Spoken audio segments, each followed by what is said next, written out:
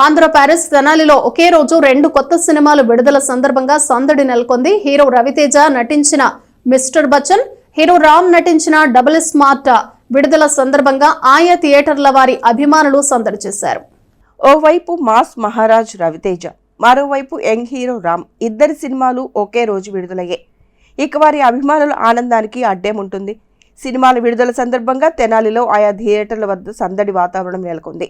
Raviteja mister Bachchan Lakshmi సెల్యులార్స్లో విడుదల కాగా, double smart Priya కాంప్లెక్స్లో రిలీజ్ అయింది.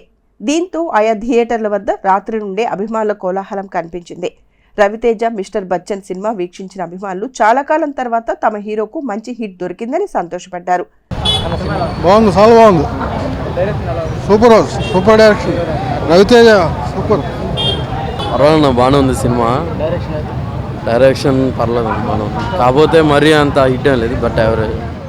అదేవిధంగా హీరో రామ్ నటించిన డబుల్ స్మార్ట్ గురించి అభిమానులు వారి వారి అభిప్రాయాలను ఎస్ ఛానల్తో పంచుకున్నారు.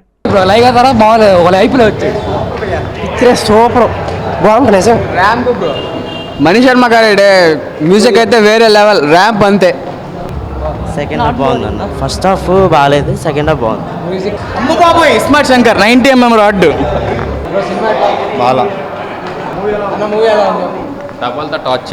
ఆ సినిమా మాత్రం సూపర్గా ఉంది, ర్యాంపులు పుట్టించింది అంతే. Super movie, super.